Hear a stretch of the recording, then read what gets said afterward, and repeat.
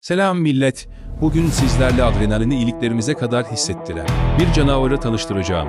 Motocross. Sadece bir spor değil. Bu duaya kafa tutmanın, sınırlarını zorlamanın, yere çakılıp tekrar kalkmanın hikayesi. Her sıçrayışta biraz daha hafiflersin. Her virajda biraz daha özgürleşirsin. Alüminyum ulaşımlı gövdesi hem hafif hem dayanıklı. Ve süspansiyonlar ön ve arka tam ayarlanabilir. İster inişte yumuşak bir temas, ister sıçrayışta kusursuz denge. Her detayı kontrol senin elinde. Yeşil lastikleri tutunma ve çamur atma konusunda tam bir uzman. Yüksek devir çevirebilen yapısıyla, patikalarda ve sıçrayışlarda anlık tepki veriyor.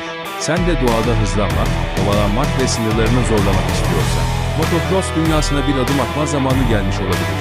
Videoyu beğendiyseniz beğen tuşuna, motocross hakkında daha fazla içerik isterseniz kanala abone olmayı unutmayın.